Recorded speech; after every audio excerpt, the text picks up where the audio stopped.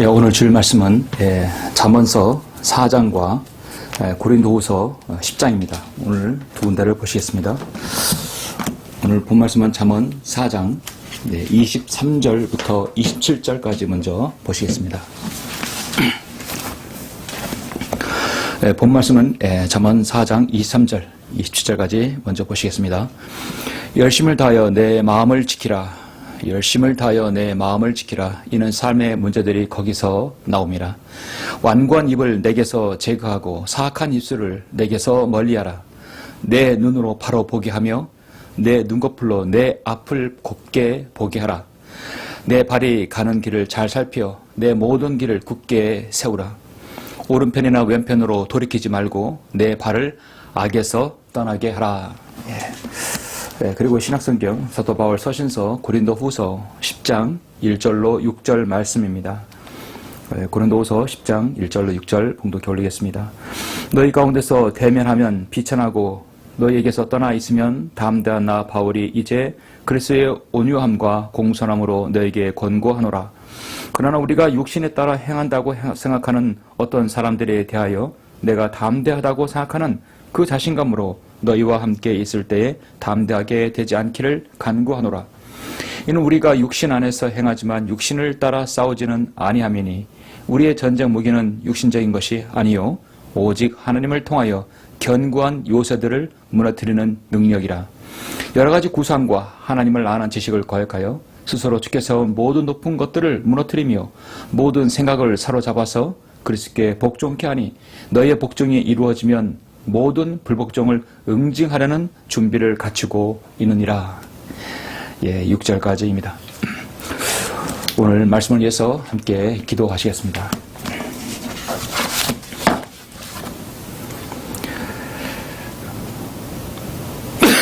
우리의 구원의 대장이시오, 우리의 요새이시며 우리의 힘이신 위대하신 아버지 하나님, 주님께 감사를 드립니다. 예수 그리스도의 구속 사역을 통하여 예수 그리스도의 보혈을 통하여 구원받은 사랑하는 성도들의 이 아름다운 경배를 통해서 하나님의 말씀을 들을 수 있는 이 좋은 기회를 허락해 주심을 감사합니다. 우리의 삶은 끊임없는 영적 전쟁입니다. 영적 전쟁에서의 귀결은 결국은 승리입니다. 우리는 주님께서 승리하신 그 발판 위에서 싸우고 있습니다. 그러나 끊임없는 마귀의 공격으로 인하여서 그리스도인의 삶이라도 피폐해질 수 있고 또 낭패당하기 쉽습니다. 우리는 이 거칠고 험한 세상에서 주님 오실 그날까지 우리가 승리하며 주님께 영광을 돌려드리는 삶을 살기 원합니다. 오늘 말씀을 통해서 우리가 궁극적인 승리를 위해 무엇이 필요하고 또 어떤 자세가 필요한지 오늘 이 말씀을 통해 주님께서 함께 하셔서 우리의 모든 영적 생활이 승리로 이어질 수 있도록 인도하여 주시길 원합니다. 모든 것을 주님께 의탁드립니다. 주 예수 그리스도 이름으로 기도드렸습니다. 아멘. 오늘 말씀 제목은 당신의 요새는 안전한가? 라는 제목으로 설교하고자 합니다. 당신의 요새는 안전한가? 입니다. 인류의 역사는 전쟁의 역사입니다. 지난 인류의 6천년의 역사는 정말 끊임없는 전쟁의 역사이죠. 전쟁에서 적을 막기 위해 사람들은 자신의 지형에 맞는 요새를 건설했습니다. 전략적 요충지를 건설했죠. 그 중에서 특히 함락시키기 어려운 곳을 우리는 흔히 난공불락이라고 합니다. 역사 속에서 가장 뚫기 힘든 전 세계 난공불락의 요새가 5군데가 있습니다. 지금은 대부분의 이제 관광지로 이제 알려져 있죠. 첫 번째 스리랑카의 시키리아입니다. 하늘 위로 솟아오른 해발 370m의 위치는 정말로 요새입니다. 약 6세기경에 가사파 왕이 아버지를 죽이고 왕에 올랐는데 그 후환이 무서워서 여기에 요새를 만들어 숨어 지냈다고 알려져 있습니다. 그리고 또 하나의 요새가 있는데 초나라의 검각이 있습니다. 삼국지를 아시는 분들은 한 번쯤 들어보았을 요새입니다. 중국의 한중 분자의 수찬성 사이의 관문입니다. 주변에 산맥이 100km나 이어져 있어서 딱 한 곳으로만 이곳을 통과할 수 있습니다. 그나마 그것은 또 절벽입니다. 총나라를 지키는 최고의 방어선이라고 할 수 있었습니다. 세 번째로 동로마 제국의 테오도시우스 성벽이 있습니다. 이 동로마 제국의 콘스탄티노플을 삼중으로 방어하는 이 성벽인데요. 당시의 공법으로는 공략이 거의 불가능할 정도로 재래식 성곽 요새의 끝판왕으로 알려져 있습니다. 훈족의 아텔라조차 이 동로마 제국의 테오시스 병성벽을 포기할 정도로 정말 유용을 자랑했다고 합니다. 삼중 구조로 되어 있어서 한번 이렇게 넘고 나면 또 하나의 그 성벽이 있고 세 삼중 구조를 다 통과해야만이 함락시킬 수 있는 것이죠. 동로마가 끊임없는 그 쇠락을 거듭하면서도 수도를 지킬 수 있었던 것은 이런 난공불락의 요새가 있었기 때문이라고 합니다. 네 번째로 인도의 프라발가드의 요새입니다. 아찔할 정도로 우뚝 솟은 이 산봉우리가 있는데 해발 1000m의 산꼭대기에 건설된 요새입니다. 전설에 의하면 칼라반틴 여왕에게 경의를 표하기 위해서 지어졌다고 합니다. 지금은 세계의 관광 명소로 알려져 있습니다. 여기는 안전장치가 없어서 위험을 무릅쓰고 올라가야 한다고 합니다. 다섯 번째로 바로 이스라엘의 마사다 요새입니다. 약 450m 높이의 바위 위의 절벽에서 절벽 위를 깎아서 만든 요새입니다. 5m가 넘는 성벽이 있고 20m가 넘는 337개의 망루가 있는 데다가 사방이 절벽입니다. 진입로가 오직 뱀처럼 꼬인 정면 길밖에 없는 정말 극악의 난이도를 자랑합니다. AD 70년에 유대와 로마 전쟁 당시에 물론 로마가 예루살렘을 황폐화시켰죠. 이제 이 전쟁 당시에 로마 쪽으로 기울었습니다. 예루살렘이 함락되었습니다. 그런데 여기에 예루살렘의 지도자인 벤 야일이 소수의 유대인 약 1000명, 정확히는 967명을 데리고 이 마사다 요새로 피신했습니다. 1000명 남짓의 유대인들은 7년 가까이 2만 명이 넘는 로마군에 결사항전했었습니다. 근데 결국은 끝내 이 마사다 요새도 함락이 되었죠. 그러나 유대인들은 로마군에게 차라리 노예가 되느니 죽겠다 해서 노예되는 것을 거부하고 전원이 자결한 곳입니다. 이 장렬한 이야기 때문에 이 마사다 요새는 오늘날 유대인들에게 예루살렘 다음으로 가는 성지 아닌 성지가 되었다고 합니다. 여러분이 기억하는 최고의 요새는 어디입니까? 아마도 여러분은 여호수아가 첫 번째 정복했던 여리고성은 아마 최고의 요새로 여러분 알 것입니다. 여리고성은 지정학적 측면에서 당대 최고의 난공불락 요새였습니다. 그러나 하나님의 능력으로 그것을 모두 다 무너뜨렸죠. 여리고성은 닫혀진 인간의 마음을 상징합니다. 그러나 하나님의 말씀에 복종함으로 어떤 물리적인 힘 하나 들이지 않고 그 성벽과 요새가 무너졌죠. 우리나라도 충북 보은에 삼년산성이라는 최고의 난공불락의 요새가 있습니다. 이 삼년산성은 역대 전쟁에 149승 1패를 자랑했던 산성입니다. 지정적으로 좀 훌륭한 산성이라고 합니다. 전쟁에서 요새와 진지는 너무도 중요합니다. 자신이 속한 아군의 안전과 작전의 최후의 보루입니다. 적의 모든 공력과 전략을 파악하여 최적의 장소를 선정해서 전쟁에서 이길 수 있는 중요한 위치입니다. 자신의 요새가 파괴되면 곧 전쟁 능력을 상실하게 됩니다. 여러분, 우리 그리스도인에게도 영적 진지의 요새가 있다는 사실을 아십니까? 역전 진지가 적에게 넘어가거나 파괴되면 더 이상 그리스도의 군사로서의 마귀와의 영적 전쟁을 싸울 수가 없습니다. 우리 모두는 영적으로 그리스도의 군사입니다. 끊임없는 나와 자신과의 영적 전쟁에서 싸우고 있습니다. 그리스도인의 삶은 거대한 영적 전쟁터입니다. 합력하여 선을 이루시는 하나님이 계시고 성도의 삶을 무력화시켜 무너뜨리려는 사탄의 세력들의 싸움입니다. 저는 인간의 영역에 있어서 매우 중요한 최후의 요새가 무엇인지 성경을 통해서 함께 숙고해 보고자 합니다. 오늘 여러분이 이 말씀을 통해서 여러분이 그 어떤 방편에서도 영적 전쟁에서 승리하는 영적 생활이 계기가 되시길 바라는 것입니다. 오늘 본문은 제가 방금 봉독했던 잠언 4장과 고린도후서 10장의 두 군데입니다. 여러분이 영적 전쟁을 싸우는 데 있어서 가장 중요한 두 군데, 두 본문을 여러분이 차지한다면 저는 주저없이 잠언 4장과 4장 2, 3절 오늘 본문 말씀과 고린도후서 10장을 여러분에게 말씀드릴 것입니다. 성경은 우리의 마음이 매우 중요하다고 말씀하고 있습니다. 정말 우리는 열심을 다하여 우리 자신의 마음을 지켜야 합니다. 왜냐하면 삶의 문제들이 거기서 나오기 때문이라고 말씀하고 있습니다. 여러분 공감하십니까? 마음에서 삶의 문제들이 나옵니다. 단순히 준엄하신 하나님의 말씀이니까 아멘 하는 것이 아니라 여러분이 오늘의 이 말씀이 진실로 여러분의 마음속에서 주님 맞습니다. 그렇습니다. 모든 삶의 문제들이 바로 거기서 나옵니다. 제가 제 마음을 지킬 수 있도록 도와주십시오 라고 여러분 기도해야 할 것입니다. 설교자는 강단에서 설교하는 하나님의 말씀이 여러분의 생각 속에 맴도는 것이 아니라 그 말씀이 여러분의 마음 가운데 꽂히기를 바라는 것입니다. 그래서 여러분은 기도할 때 마음밭이 우리가 기도할 때 마음이 잘 열려서 말씀의 씨가 잘 받을 수 있도록 마음밭을 준비해야 합니다. 잠언 3장에서는 자비와 진리가 너에게서 떠나지 않도록 그것들을 내 목에 걸며 내 마음판에 새기라 했습니다.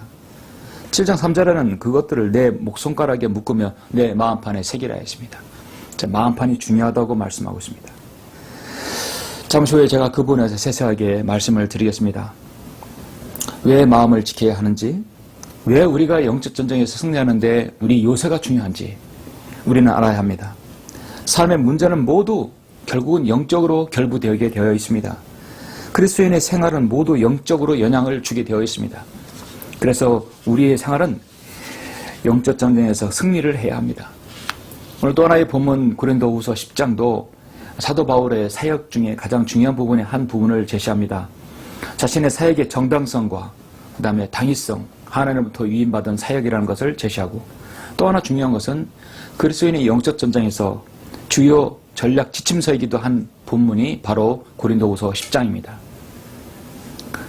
사도 바울은 자신의 영적인 인간의 권위가 아니라 하나님의 영적인 권위로서 설교를 하고, 그 설교의 기반 위에 영적 전쟁을 승리하려면 가장 중요한 것이 무엇인지 오늘 본문 10장 1절부터 6절에서 말씀합니다. 성경에는 수많은 전쟁들이 성경에도 제시되고 있죠.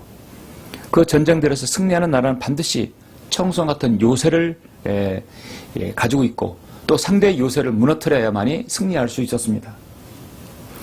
사탄이 우리를 대적하는 전쟁인 이 영적 전쟁은 끊임없이 사탄이 우리의 요새를 무너뜨리라고 하고 있습니다. 그 요새가 무엇인지 우리는 알아야 합니다. 인류 역사에서 전쟁이란 참으로 고통스러운 것입니다.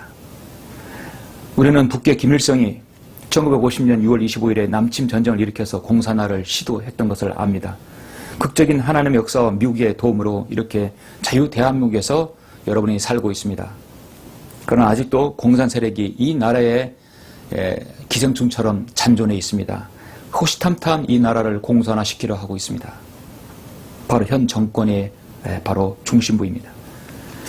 전쟁을 겪는 우리 아버지와 어머니 세대는 그것이 얼마나 전쟁이 참혹한지 잘 아실 것입니다.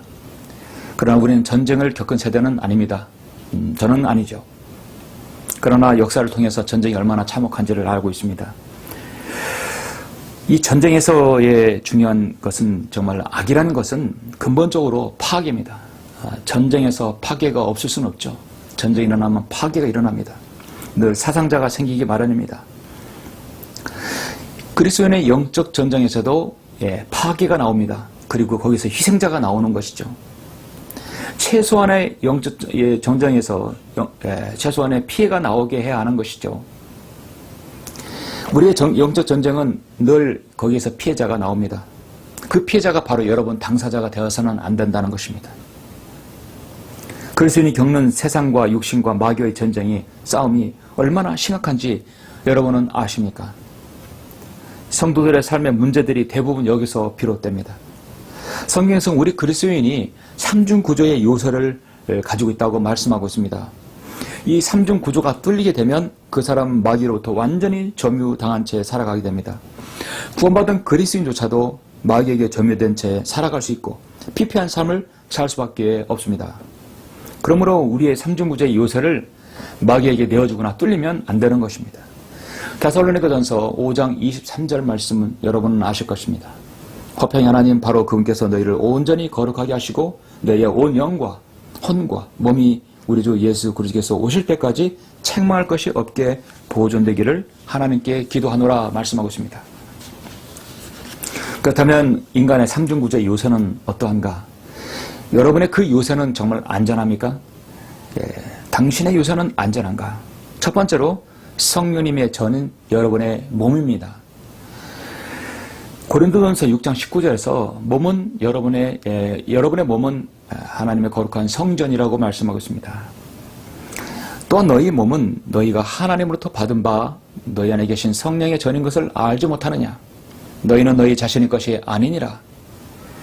너희는 값을 치르고 산 것이니 그러므로 하나님의 전인 하나님의 것인 너희 몸과 너희 영으로 하나님께 영광을 돌리라 했습니다. 구원받은 그리스도인의 몸은 하나님의 것입니다. 그러므로 우리 몸과 영으로 하나님께 영광을 돌리는 삶을 살아야 합니다. 1차적으로 여러분의 몸은 너무도 중요합니다. 육신의 감각을 갖고 있습니다. 오감을 갖고 있어요. 듣고 말하고 냄새를 맡고 또 만지고 걷기도 합니다. 여러분의 혼과 영의 모든 자료들을 받을 수 있는 입구와 출구가 바로 여러분의 몸입니다. 거듭나지 않는 사람들에 있어서 말씀이 들어간 입구가 유일하게 바로 이 귀입니다. 구원받은 사람이 있어서 말씀에 나오는 출구가 바로 여러분의 입이고 또 여러분 눈이죠. 우리 몸에서 가장 중요한 것은 머리인데 그 머리 부분에 우리에게 가장 예민한 부분이 바로 여러분의 눈입니다. 물론 다 예민하고 중요하죠. 사람들이 여러분을 부르면 여러분은 듣죠. 그리고 바로 보게 됩니다. 여러분 그 주위에서 어떤 일이 일어났을 때 가장 먼저 반응한 것이 여러분의 귀와 여러분의 눈입니다. 여러분이 어떤 사고를 당했을 때 우리 몸이 다 으깨져도 가장 다치지 않을 확률이 있는 기관이 바로 여러분의 귀와 눈입니다. 모든 것을 가장 감각적으로 여러분은 이렇게 받을 수 있는 것입니다. 팔과 다리가 다쳐도 여러분의 귀와 여러분의 눈은 여전히 멀쩡할 수도 있습니다. 하나님께서 여러분을 그렇게 보호하시도록 만드셨어요. 그런데 우리의 감각기관 중에 듣지 못하고 볼 수 없는 사람은 정말로 안타까운 장애를 가지고 있는 것이죠. 그래서 하나님께서 또 다른 장애를 통해서 알게 해주십니다. 우리의 몸은 정말 중요한 것입니다. 건강을 위해서 여러분은 휴식도 필요하고 쉼도 필요하고 여유가 필요하고 운동도 필요하고 여러분 또 때로는 좋은 음식도 필요합니다. 여러분의 몸을 잘 지켜야 합니다. 우리의 몸은 세상에 나가고 광야에 나가면 계속 흙먼지를 밟게 되어 있고 더럽혀지게 되어 있습니다. 히브리서 10장 10절에 보면 제사장마다 매일 서서 섬기며 똑같은 제사를 자주 드리지만 이것으로서는 결코 죄를 제거할 수 없다고 말씀합니다. 이번은 한 번의 속죄제를 영원히 드린 후 하나님의 오른편에 앉으셔서 그 후로는 그의 원수들을 자기 발판으로 삼을 때까지 기다리시니라. 이는 그가 한 번의 제사로서 거룩하게 된 자들을 영원히 온전케 하셨기 때문이라 말씀합니다. 구약의 제사에서 여러분 뜰은 어떻습니까? 성소에 들어가기 전 뜰은 늘 흙먼지가 있습니다. 우리의 몸은 그렇게 쉽게 더럽혀질 수 있는 것이죠. 구약에서의 그들의 죄는 단순히 죄를 덮는 것뿐이었습니다. 근본적으로 우리의 죄를 완전히 제거해야 합니다. 그것은 오직 예수 그리스도의 피만이 가능한 것입니다. 요한에서 5장 19절에서 우리가 아는 것은 우리는 하나님께 속해 있으며 온 세상은 악함 속에 놓여 있다는 것이라. 우리의 몸은 악함 속에 놓여 있기 때문에 늘 더러운 것을 보게 될 수 있고 더러운 것을 듣게 될 수 있고 더러운 것을 만질 수 있고 더러운 곳에 갈 수도 있습니다. 그러므로 늘 죄에 노출되어 있는 것이 여러분의 몸입니다. 그래서 여러분의 몸은 죄가 들어가는 바로 입구가 되는 것이죠. 많은 미혹하는 자들이 세상에 들어왔나니 그들은 예수 그리스도께서 육신으로 오신 것을 시인하지 않는 것이라 자들이라. 이것이 미혹하는 자여 적그리스도라 했습니다. 우리 인간은 한 줌의 빵을 위해서 어떤 죄도 저지를 수 있는 것이 바로 인간입니다. 인간의 말하고 행동하는 것은 곧 나의 정체성을 알리는 것입니다. 우리의 행동과 정체성은 여러분 분리되지 않습니다. 바로 그렇게 말하고 행동하는 것, 그것이 바로 나 자신입니다. 육체와 정신은 분리되지 않습니다. 분리가 되면 그 사람은 정상적인 사람이 아니죠. 그러므로 우리의 몸은 끊임없이 죄를 짓게 될 수밖에 없는 상황에 놓여 있습니다. 그래서 우리 몸은 아직 완전하지 못하기 때문에 우리 몸은 주님 같은 몸으로 변모가 되어야 비로소 죄를 짓지 않는 것이죠. 갈라디아서 5장 17절에 보시면 내가 이것을 말하노니 성령 안에서 행하라. 그리하면 너희는 육신의 정욕을 이루지 아니하리라. 육신은 성령을 거슬려 욕심을 부리며 성령은 육신을 거스리나니 이들은 서로 반목하여서 너희가 하고자 하는 것을 하지 못하게 하느니라. 끊임없이 우리의 몸은 잠시 후에 말씀드리겠지만 우리의 영적인 것과 대치되어서 계속 싸우게 되어 있습니다. 서로 반목한다고 말씀하고 있습니다. 그래서 너희가 성령의 인도하심을 받는다면 너희는 율법 아래 있지 아니하다고 말씀합니다. 우리의 육신의 일들은 너무도 많습니다. 간음과 음행과 더러운 것과 음욕과 우상숭배와 마술과 원수매증과 다툼과 질투와 분노와 투쟁과 분열과 이단이라 했습니다. 시기와 살인과 술취함과 흥청거림과 그와 같은 것들이라 말씀하고 있습니다. 그래서 우리 몸은 늘 죄에 노출되기 쉽습니다. 죄가 여기서 우리 몸을 뚫고 들어오게 되면 그 다음 단계가 바로 이 요새가 바로 우리의 혼입니다. 바로 여러분의 마음이죠. 당신의 요새는 안전한가? 두 번째로 여러분의 구원받은 혼입니다. 인간의 혼은 그 사람 자신입니다. 우리 기관에서 너무도 중요합니다. 인간의 육체를 수술하고 이렇게 봐도 몸을 갈라도 우리의 혼은 보이지 않습니다. 비물질입니다. 그러나 영혼 불멸이며 자기 자신을 알 수 있습니다. 우리의 마음은 혼으로서 가장 큰 영적 전쟁의 전쟁터입니다. 오늘 본문 말씀을 보시죠. 잠언 4장 24절 27절 다시 보시겠습니다. 열심을 다하여 내 마음을 지키라. 이는 삶의 문제들이 거기서 나옵니다. 우리가 마음먹기 달려있다라는 말이 나오죠. 바로 여기서 근거로 한 것입니다. 완고한 입을 내게서 제거하고 사악한 입술을 내게서 멀리하라. 내 눈으로 바로 보게 하며 내 눈꺼풀로 내 앞을 보게 곧게 보게 하라. 내 발에 가는 길을 잘 살펴 내 모든 길을 굳게 세우라. 오른편이나 왼편으로 돌이키지 말고 내 발을 악에서 떠나게 하라 말씀하고 있습니다. 열심을 다해 내 마음을 지키라. 이는 삶의 문제들이 거기서 나온다 하겠습니다. 사람은 늘 생각이 아닌 가슴으로 즉 마음으로 감동받기를 원합니다. 우리 인간은 사는 동안 우리는 수많은 일들을 통해서 마음에 대해서 표현을 합니다. 마음이 여리다, 마음이 짠하다, 마음이 약하다, 마음이 흔들린다, 마음이 없다, 마음이 강하다, 강팍하다, 마음이 아프다. 우리 마음이란 말을 많이 씁니다. 마음은 보이지 않지요. 그러나 마음은 누구에게나 있습니다. 그래서 사람이 이 마음으로 인해서 그 사람이 생활이 좌우되는 것이죠. 인간의 감동 횟수는 잦을수록 그 사람의 삶의 질은 높아진다는 그 연구 결과가 있습니다. 당연히 그렇죠. 감동이 많은 삶일수록 그 사람의 생각, 마음은 더 건전해질 수 있는 것이죠. 이 세상에서 인간의 마음을 감동을 주는 것은 많이 있습니다. 아름다운 자연이 있고 좋은 음악, 또 좋은 영화, 좋은 글, 또 많은 것들이 인간의 마음에 감동을 줍니다. 만물 중에서 가장 부패한 것이 또 마음입니다. 인간의 최고의 극상의 예술이나 그 사람을 움직이는 것이 마음에 감동을 줄 때입니다. 미세하지만 하나님의 형상대로 창조한 인간의 최소한의 가능성이 있는 곳이 바로 마음입니다. 그래서 인간의 모든 생각들, 행위들은 먼저 마음의 문을 열고 나오게 되어 있습니다. 한 사람이 예수 그리스도의 복음을 귀로 듣고 눈을 보게 되었을 때 그 사람의 마음을 열리고 또 움직여야 거기에 예수 그리스도께서 들어가 계실 수 있는 것입니다. 그래서 구원받을 수 있는 것입니다. 인간의 마음속은 스스로 자신을 속일 수도 있습니다. 남 속이는 건 기본이고 자신까지도 속일 수 있는 것이 바로 인간입니다. 인간의 마음속에 있는 것이 시면의 바다 깊이만큼이나 더 깊을 수 있습니다. 마음은 사전적인 있듯이 사람의 지정의의 움직임, 또 그 움직임의 근원이 되는 정신적 상태의 총체적인 감정이라고 말합니다.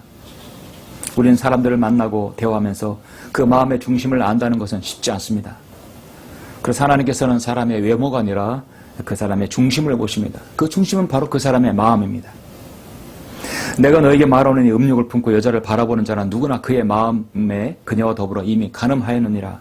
너희 보물이 있는 곳에 너희 마음도 있다라고 분명히 시작성경에서도 주님께서 말씀하고 있습니다. 인간의 말과 행동은 반드시 마음의 동의를 얻어야만이 가능한 것이죠. 마음이 없는데 행동이 없으면 그 사람의 정상적인 사고와 판단을 할 수 없습니다. 스스로 판단을 할 수 있고 자백할 수 있는 사람이 바로 성숙한 정도입니다. 우리 주님께서는 그리스도인 스스로 자신을 돌아보고 죄의 고백을 하는 것은 너무도 기뻐하십니다. 아, 내가 잘못했구나. 자기 마음을 열어놓고 하나님께 기도하는 것입니다. 구원받은 그리스도인도 언제든 자백할 수 있는 것이죠. 죄를 지으면 자백할 수 있습니다. 나는 죄인입니다. 주님 죄인입니다. 이 고백을 품고 있는 성도가 귀한 성도이고 하나님께서 기뻐하십니다. 성경에서도 그리스도인의 섬김은 먼저 마음에서 나와야 한다고 말씀하고 있습니다. 고린도후서 9장 7절에서 각 사람은 미리 마음속에 정한 대로 할 것이요 인색함이나 억지로는 하지 말아야 하리니 이는 하나님께서는 기쁨으로 드리는 자를 사랑하십니다. 그러나 이제는 그 행동을 실천하라. 그리하여 마음에 준비했던 대로 너희 가진 것에서 그렇게 실천하라 말씀하고 있습니다. 이 세상의 모든 사람에게는 다 마음이 있습니다. 그것은 바로 인간의 혼이 있다는 것입니다. 하나님께서 주신 인간의 특권이요 권리면서 그 사람 자신 안에 책임을 부여시키는 것입니다. 성경에서 처음으로 마음이라는 단어가 창세기 1장 16절에서 제시되죠. 마음대로 먹었다가 죽게 되는 책임은 본인에게 있는 것입니다. 요한 웨슬리의 어머니 수잔 웨슬리는 너희 이성을 약화시키거나 내 선한 양심을 손상시키고 하나님에 대한 내 감각을 흐리게 하고 영적인 것들에 대한 흥미를 잃게 하는 것은 무엇이나 너의 정신에 대해 육신의 권위를 증가시키는 것은 무엇이나 그것이 바로 너에게 죄다라고 말씀하고 있습니다. 너의 정신에 너의 마음에 육신의 권위를 증가시키는 것은 무엇이나 그건 죄라는 것이죠. 육신으로 하여금 죄를 발동케 하는 그 마음은 바로 죄라는 것입니다. 그 마음 먹는 것은 죄라는 것입니다. 그래서 로마서 6장 16절 18절까지 해서 말씀의 핵심은 하나님께 감사드리는 것은 너희가 죄의 종이었으나 너에게 전하여 준 교리의 본을 마음으로부터 순종한다고 말씀하고 있습니다. 그래서 무엇보다도 하나님의 말씀은 거듭난 그리스도인에게는 그 사람의 마음이 하나님께 순종하는 의지가 있는 것이죠. 벤스 하버 설교자는 우리 자신을 하나님께 맡기지 않은 채 마귀와 싸울 때 마귀는 우리에게서 도망치는 것이 아니라 오히려 우리에게 달려들어 우리의 마음을 차지하고 점유할 것이다 라고 말했습니다. 그렇습니다. 우리의 요새에서 우리의 몸의 감각기관인 오감을 통해서 악한 것들이 뚫리면 그 다음에 우리의 정신, 마음까지 마귀에게 내어주고 뚫리게 되는 것입니다. 그래서 구원받지 못한 사람은 더 이상 예수님을 영접하지 못하게 만들어버립니다. 마음은 완전히 닫혀버리게 하는 것이죠. 그러나 우리는 뒤로 물러나서 멸망하게 될 자들에게 속하지 아니하였고 오히려 믿어 혼의 구원에까지 이르는 자들에게 속하였느니라. 이는 너희 믿음의 결과 너희 혼들의 구원을 받음이라라고 각각 히브리서 10장 39절에서 베드로전서 1장 9절에서 말씀합니다. 한 죄인이 구원받으려면 그래서 그 사람의 마음문을 열고 예수님을 영접해야 되는 것이죠. 구원받은 성도에게도 끊임없는 그 마음의 동요를 만들어서 말씀에 순종하지 못하게 해서 아무런 상급이 없는 성도로 전락하게 만들 수도 있습니다. 그래서 우리 그리스도인이 잘 보존해야 될 것이 인간의 몸, 마음, 바로 혼입니다. 화평의 하나님 바로 그분께서 너희를 온전히 거룩하게 하시고 너희의 온 영과 혼과 몸이 우리 주 예수 그리스도께서 오실 때까지 책망할 것이 없게 보존되기를 하나님께 기도하노라 말씀하고 있습니다. 당신의 유산은 안전한가? 셋째로 여러분의 최후의 보루는 어디입니까? 바로 여러분의 거듭난 영, 바로 영적인 몸입니다. 성도에게 있어서 정말 마지막 보루입니다. 오늘 본문 여러분 고린도후서 1장 10장 1절로 6절 말씀입니다. 핵심적인 말씀만 먼저 보시죠. 3절부터 6절 보시죠. 이는 우리가 육신 안에서 행하지만 육신을 따라 싸우지는 아니함이니 우리의 전쟁 무기는 육신적인 것이 아니요 오직 하나님을 통하여 견고한 요새들을 무너뜨리는 능력이라. 우리 인간에 있어서 가장 견고한 요새가 어디입니까? 바로 여러분의 영적인 부분입니다. 여러 가지 구상과 하나님을 아는 지식을 거역하여 스스로 지켜 세운 모든 높은 것들을 무너뜨리며 모든 생각을 사로잡아서 그리스도께 복종케 하니 너희의 복종이 이루어지면 모든 불복종을 응징하려는 준비를 갖추고 있느니라 말씀하고 있습니다. 거듭난 그리스도인에 있어서 가장 영적으로 공격을 많이 받는 부분이 바로 그 사람의 구원에 대한 영원한 보장이죠. 마귀는 끊임없이 너는 구원받지 않았어. 너의 구원은 가짜야. 너는 죄지면 반드시 구원은 잃어버릴 거야. 그렇게 유혹하고 공격을 합니다. 그 사람의 아직 연약한 그 영을 공격하는 것입니다. 그래서 이 요새를, 자신의 그 영적인 요새를 견고하게 만들어야 합니다. 우리의 전쟁 무기는 육신적인 것이 아니라 했어요. 오직 하나님을 통하여 견고한 요새들을 무너뜨리는 능력이라. 마귀는 끊임없는 여러분의 영적인 요새를 무너뜨리려고 합니다. 여러분의 영적인 몸은 그래서 난공불락의 요새로 만들어야 합니다. 우리가 진정으로 하나님과 교제하고 기도하고 경배하는 근본적인 부분이 왜 그러냐면 우리의 영적인 부분을 요새화시켜야 하기 때문입니다. 지속적으로 무한 성장할 수 있는 부분이 바로 영적인 것이죠. 여러분의 몸의 성장은 극히 제한적입니다. 사람이 사람마다 다르지만 1m 50, 60, 70, 80, 심지어 2m 어느 정도만 성장하더라도 더 이상 성장할 수 없습니다. 사람이 늙어 죽을 때까지 2m, 3m, 4m 성장하면 어떻게 됩니까? 큰일 나게 되는 것이죠. 그러나 여러분의 영적인 성장은 제한이 없습니다. 다만 그리스도의 장성 분량까지 성장할 수 있는 것입니다. 여러분의 평생 동안 영적인 성장은 목표는 그리스도의 장성 분량까지입니다. 에베소 4장 13절에 제시되고 있죠. 우리 모두가 하나님의 믿음의 하나됨과 하나님의 아들을 아는 지식의 하나됨에 도달하게 하고 온전한 사람이 되어 그리스도의 충만하심의 장성한 분량에까지 이르게 하심이라 하려 하심이라 말씀합니다. 그래서 히브리서 5장 14절에서도 단단한 음식은 장성한 사람들의 것이니 그들은 그 말씀을 사용함으로 감각들을 단련하여 선악을 분별하는 사람들이라. 여러분, 선악을 분별하는 사람들이 바로 명철이 있는 사람입니다. 단단한 음식을 장사하는 사람들의 것이죠. 우리 그리스도인은 그래서 영적으로 거듭나고 이제 아기가 되면 우유와 여러분 기본적인 우유식 같은 걸 먹게 되죠. 연약한 음식을 먹게 되죠. 그리고 점점 딱딱한 음식을 먹어서 소화시킬 수 있는 것입니다. 여러분의 영적인 몸은 지금 어느 정도 성장하였습니까? 여러분의 영적인 몸은 점점 요새화되어 가고 있습니까? 그래서 영적인 사람은 모든 것을 판단한다고 고린도전서 2장 15절에서 말씀합니다. 자신은 아무에게도 판단을 받지 아니한다. 스스로 자신을 돌아볼 수 있기 때문입니다. 선막에서 보면 하나님의 임재의 장소인 지성소는 오직 대제사장만이 들어갈 수 있습니다. 온 백성의 죄를 다 아뢰고 용서받기 위해서입니다. 그러나 여러분, 지금은 여러분 지성소를 하나님의 존재, 하나님의 그 영적인 부분에서 하나님과 만날 수 있지 않습니까? 히브리서 4장 16절에서 우리가 은혜의 보좌로 담대히 나아가자. 이는 우리가 자비를 얻고 필요한 때에 도우시는 은혜를 발견하기 위해서이라. 여러분의 영적인 몸은 하나님과 직접 대면할 수 있습니다. 우리의 대제사장은 우리의 연약함을 동정할 수 있는 분이 아니요, 모든 점에서 우리와 마찬가지로 시험을 받으셨지만 죄는 없으신 분이시기 때문이라 했습니다. 그러므로 우리가 은혜의 보좌로 담대히 나아가자. 우리가 자비를 얻고 필요한 때에 도우시는 은혜를 발견하기 위함이라 했습니다. 구약의 대제사장은 오직 이 대제사장만 지성소의 하나님의 존재, 하나님의 임재를 알 수 있습니다.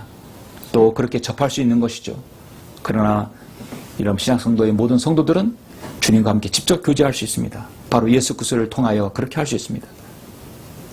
저 우주 건너편의 유리바다를 건너서 하나님께서는 자신의 보좌를 버리시고 자신의 모든 영예를 버리셔서 어린 양의 희생제물로 우리의 모든 죄를 용서하시고 구원하시기 위해서 이 땅에 오신 것입니다. 그렇게 해서 우리는 주님과 직접 교제를 맺을 수 있고 우리 안에 바로 성전이 되어져서 성령님의 우리 안에 내주하여 주신 것입니다. 여러분의 영적 진지에서 허물어진 곳이 없는가를 우리는 끊임없이 돌아봐야 합니다. 그래서 고린도 후서는요, 사역의 장인인데요, 끊임없는 성도의 자신을 성찰하는 장입니다. 인간이 거듭나지 못하게 하는 것이 무엇가 있습니까? 물질과 지혜와 과학과 철학입니다. 물질, 지혜, 과학, 철학 모두 다 혼과 몸에 관한 영역입니다. 하나님 말씀을 거부하려는 스스로 죄악에 빠져들어가는 전형적인 요사라 할 수 있죠. 그런데 이거보다 더 심각한 것은 인간의 물질과 지혜와 과학과 철학 그 이상의 종교입니다. 이 종교는 인간의 모든 지식과 인격의 요새를 넘어뜨리고 인간의 완전히 마귀로부터 점유당할 때 바로 이 종교가 들어오는 것이죠. 종교는 물질도 아니고 지혜와 과학, 철학이 그 이상입니다.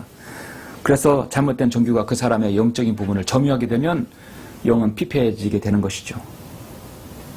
그래서 우리는 영적인 분별력이 생겨서 우리 자신 안에 생겨야 되는 것입니다. 영적인 무장을 해야 합니다. 하나님의 말씀으로 훈련을 받아야 합니다. 그래서 자신부터 자신을 지키고 가족을 지키고 성도를 지켜야 되는 것이죠. 사탄이 우리를 대적하는 전쟁이, 이 영적 전쟁은 근본적으로 우리의 전쟁이 아니라 하나님의 전투라는 사실을 우리는 명심해야 합니다. 아무것도 염려하지 말고 다만 모든 일에 기도와 간구로 너희 구하는 것들을 감사함으로 하나님께 알려지게 하라. 그래야만 모든 지각을 초월하시는 하나님의 평강이 그리스도 예수 안에서 너희 마음과 생각을 지킨다고 말씀하고 있습니다.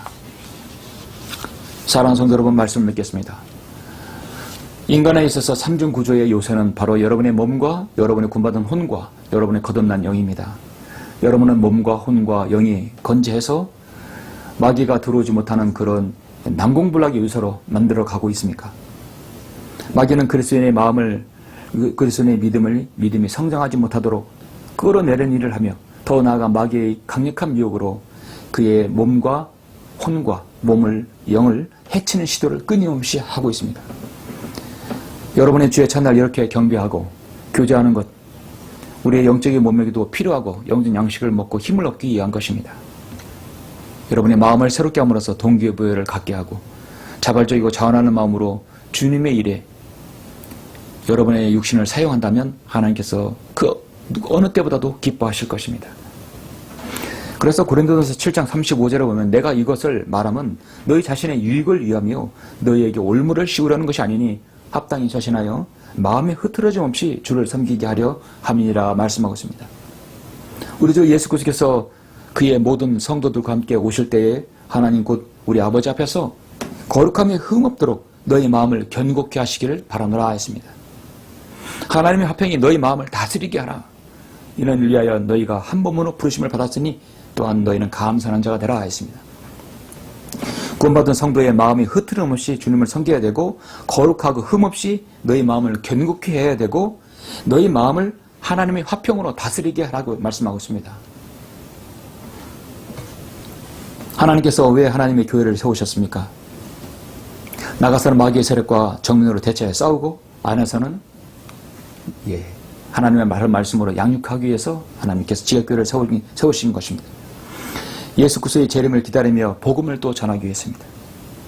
여러분은 오늘 여러분 안에 있는 삼중구조의 요새를 잘 점검하시고 유념하셔서 여러분의 믿음 생활에 늘 승리하시는 각인과 여러분의 가정이 되시기를 간절히 바랍니다. 잠시 우리 잠깐 머리 숙여서 기도하시는 하겠습니다. 제가 두 말씀을 올립니다. 종교개혁자 마르틴 루터는 우리가 매일 수염을 깎아야 하든 그 마음도 매일 다듬지 않으면 안 된다. 한번 소재했다 하더라도 언제까지나 방안이 깨끗한 것은 아니다. 우리의 마음도 한번 반성하고 좋은 뜻을 가졌다고 해서 그것이 늘 우리 마음에 있는 것은 아닙니다. 어제 먹은 뜻을 오늘 새롭게 하지 않으면 안 되는 것입니다. 구원받은 그리스도인도 마찬가지입니다. 이 귀한 여러분이 그 구원받은 영을, 구원받은 혼과 여러분의 거듭난 영이 하나님 말씀 앞에 강인하지 못하면 그만큼 마귀의 공격에 노출되는 것입니다. 패배할 가능성이 높습니다. 그래서 우리는 성령적 양육과 훈련을 계속 받아야 합니다. 우리는 기도해야 합니다. 나의 영적인 진지, 나의 요새를 잘 지키도록 기도해야 합니다. 내 가정을 마귀로부터 지킬 수 있도록 기도해야 합니다. 목숨을 걸고 죽어서라도 지켜야 합니다. 나의 요새, 나의 영적 진지, 내 가족의 영적 진지, 우리 교회의 영적 진지 어떠한지를 봐야 합니다. 나의 육신의 성향과 제약된 품성을 제거해달라고 기도해야 할 것입니다. 끊임없는 악으로부터, 사고로부터 보호해달라고 기도해야 될 것입니다.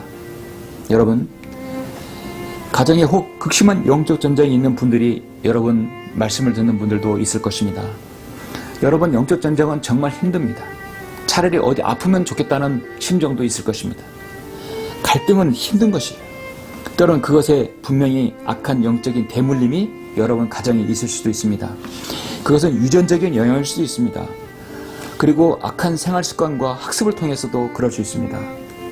여러분 악한 영적 세력들이 이사를 가더라도 이 영적 세력들은 그곳에 또 따라다닐 수 있는 것입니다. 마귀는 인간의 몸을 숙주 삼기 때문입니다. 악한 영의 역사는 대를 이어서 마귀가 역사할 수 있음을 명심해야 합니다. 그래서 왜 우상숭배가 대를 이어서 나오는 것인지 여러분 아실 것입니다. 인간의 영적 연령에서 여러분 난공불락의 유사가 될 수 있도록 우리는 계속 마귀의 술책에 넘어가지 않도록 우리는 기도해야 합니다. 예레미야 32장 18절에 보면 주께서 수천 명에게 자비를 베푸시며 자애를 베푸시며 조상들의 죄악을 그들 뒤에 그들이 자손의 품속에 갚으시오니 그의 이름은 위대하신 분이며 능하신 하나님이요 만군의 주시라 말씀하고 있습니다. 주님은 우리의 요새이십니다. 사탄은 한 인간에게서 걸어가지 못한 것들로 내 자신 안에 거점을 마련해서 결국은 자신의 유서를 연구하는 것입니다. 그러므로 우리는 끊임없는 마귀의 공격에서 분투하고 노력하고 또 여러 번 전쟁에 승리할 수 있도록 기도해야 합니다. 여러분이 마귀에게 공격당하고 있다면 이렇게 기도하십시오. 주 하나님, 저는 아버지 뜻에 순종하길 원합니다. 하나님의 영께서 어떤 죄가 내가 연루되었다면 더욱 찔림을 주시고 자백하길 원합니다. 이제 저는 주님의 용서와 깨끗하게 하심을 믿습니다. 하나님의 의의 흉패를 입길 원합니다. 마귀가 대적하라고 고안한 모든 계략을 무엇이든 제 안에 드러나게 하셔서 제거해 주십시오. 주님의 위대한 보혈의 공로로 그 모든 세력들을 억압시켜서 제 삶에서 제거하여 주시길 간절히 원합니다. 그래야 승리하게 하여 주옵소서. 주 예수 그리스도 이름으로 기도드립니다. 아멘. 여러분 이렇게 기도하셔야 할 것입니다. 잠시 우리 기도하시겠습니다.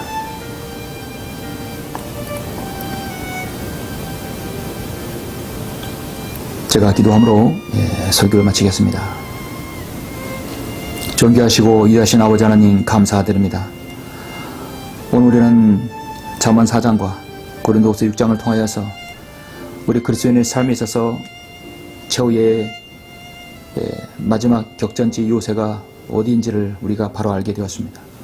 마귀는 끊임없이 우리의 몸과 혼과 영을 난도질하며 또 점유하려고 공격하고 있습니다. 모든 그리스도인이 오늘 말씀을 통해서 자신 안에 난공불락 요새를 만들어 마귀의 모든 공격에 방어하고 또 승리할 수 있도록 인도하여 주시옵소서. 자신 안에 영과 혼과 몸에 있어서 무엇이 약한지 스스로를 돌아볼 수 있는 귀한 시간 될 수 있도록 인도하여 주시길 원합니다. 모든 그리스도인이 예수 그리스도의 그 능력으로 보혈의 능력으로 승리할 수 있도록 인도하여 주옵소서. 주 예수 그리스도 이름으로 기도드렸습니다. 아멘.